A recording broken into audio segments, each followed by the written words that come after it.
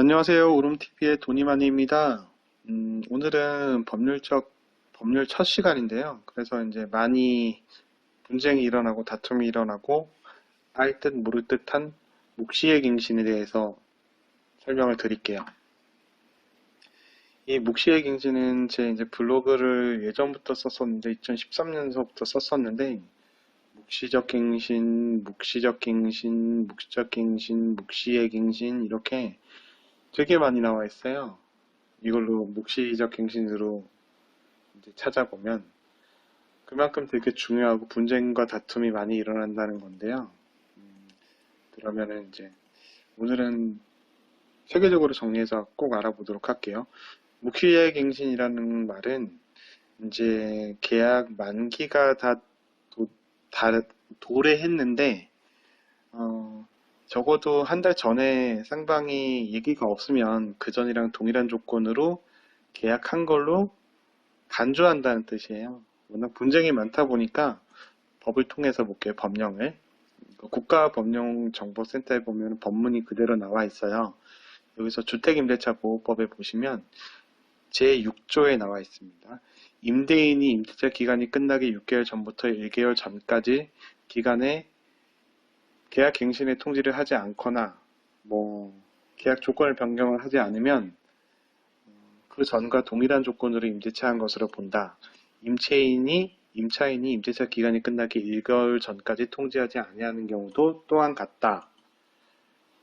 이럴 경우에는 임대차의 존속 기간을 2년으로 본다. 즉 6개월 이런 거 빼시고요.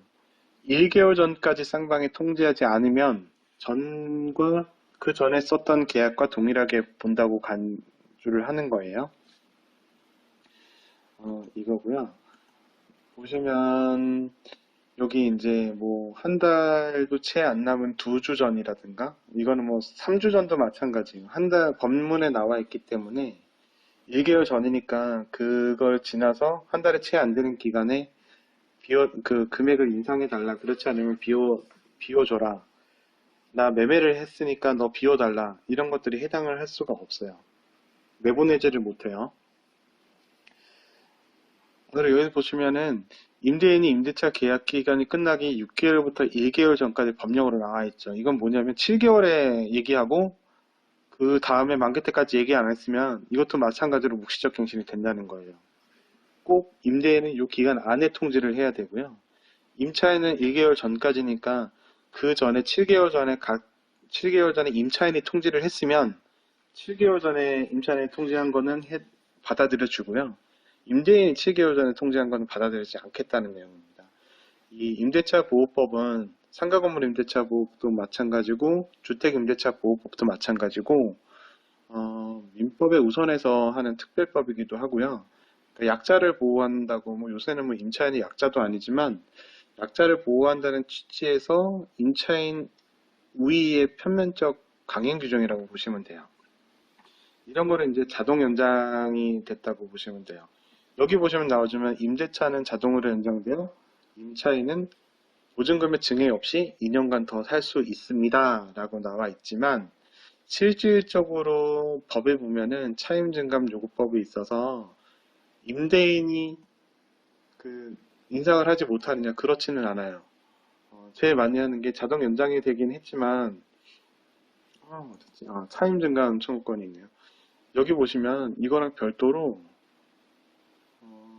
밑에 보시면 전세금 증가 민법에도 나와 있고요. 차임증감 청구권이 있어요.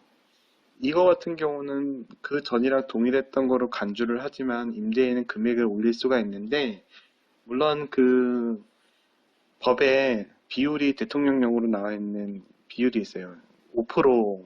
20분의 1이면 5%니까 5%만 증감을 할 수가 있는데 이것도 무조건 할 수가 있는 게 아닌데 묵시적 갱신이면은 대부분 할 수가 있어요. 왜 그러냐면 1년이 지나면 그 차임을 증액하거나 감소할 수 있는 요구할 수 있는 요구 권리가 생겨요. 근데 아까 전에 말했듯이 왜 사실상 이렇게 되냐면 임차인이 받아들이지 않으면 임대인이 내쫓을 수가 없어요. 할 수 있는 일이 없어요. 이걸 이제 소송을 한다 그러면은 5% 올리겠다고 예를 들어서 월세를 100만 원 받고 있는데 5% 인상을 하겠다고 5만 원 더 받겠다고 법률 비용, 변호사 쓰는 비용이 훨씬 더 많이 깨지기 때문에 하지를 못해요. 어쩔 수가 없이 그 기간이 도래할 다음 만기가 도래할 때까지 임대인은 사실상은 금액을 올리기가 쉽지가 않죠. 그렇기 때문에 법적으로는 임대인에게 요구권이 있지만 현실적으로는 올릴 수 없는 게 된다고 보시면 돼요. 이 묵시의갱신 조항은 얼마나 중요하면은 상가 건물 임대차 보호법이 있고요. 여기 보시면 나와 있죠. 이것도 똑같아요. 임대인은 6개월 전부터 1개월 전까지, 임차인은 이제 1개월 전에 통지를 하고요. 임차인이 묵시적 갱신이 된 다음에 통지를 하면 3개월 후가 만기 종료일이랑 동일하게 발생된다고 보시면 돼요. 그렇기 때문에 이렇게 중요하기 때문에 상가건물 임대차 보호법, 주택 임대차 보호법도 다 있고요. 민법에도 있어요. 묵시적 갱신이 639조에 있는데 이것도 마찬가지인데 이거는 좀 특이한 케이스가 있는 게 임대인도 갱신에 통고하고 내보낼 수가 있어요. 기간에 약정이 없는 임대차의 해지 통고를 보면 임대차 기간이 약정이 없을 때는 쌍방 다예요. 임대인도 마찬가지고 임차인도 마찬가지예요. 물론 임대인 토지, 건물, 기타 공작물에 대해서는 임대인의 해지를 통고한 후에는 6개월 기간 후에 만기 종료가 생기고요. 임차인의 경우에는 1개월 후에 생겨요. 동사는 5일, 우리는 뭐 동산이랑 상관없으니까 패스.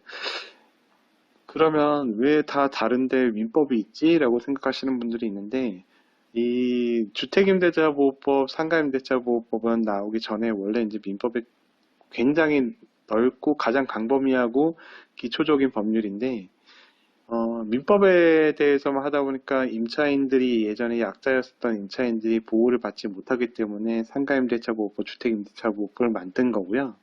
지금도 이거는 쓸 수가 있어요. 저도 이제 중개업을 하다가 이런 경우를 당한 적이 있는데 저도 그런 것들 때문에 많이 알게 되더라고요. 민법에 있기 때문에 민법은 어떤 부분이냐면 전입신고하고 주택 건축물에 주거로 사는 경우는 주택임대차보호법에 해당이 되고요.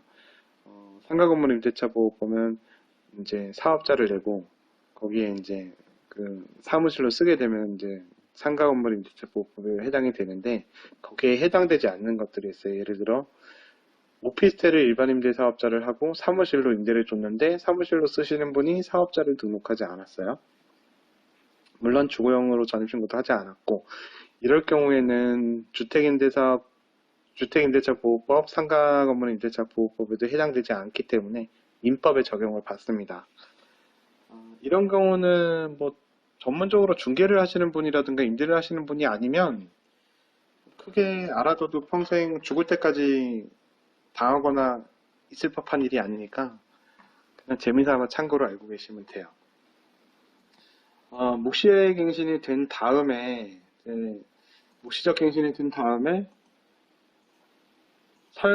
했는데도 더 살기를 원치 않으면 임차인은 저 나갈게요 통지를 하고 3개월 후에는 만기 종료랑 같은 그게 발생한다고 말씀드렸잖아요.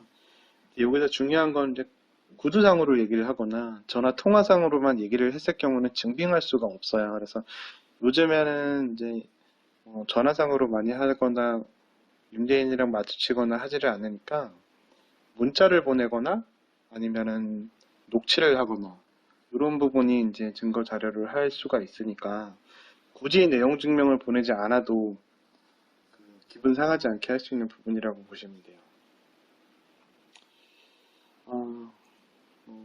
중개 수수료라든가 뭐 계약금 이런 부분에 있어서도 기초적이지만 우리가 알아야 될 것들이 좀 많이 있는데요. 다음 시간에는 계약금에 관련돼서 그 계약금에 대해서도 잘 모르시는 분들이 많이 있으니까 가계약금이 배액배상을 해야 되느냐 말아야 되느냐 이런 것들은 이제 다음 시간에 최대한 빨리 또 만들어 보도록 하겠습니다. 그럼 오늘은 여기 이제 임대차 기간과 묵시에 대해서 알아봤고요. 궁금하신 사항 있으면 댓글로 남겨주시면 답변을 드리도록 할게요. 감사합니다. 돈이만이었습니다.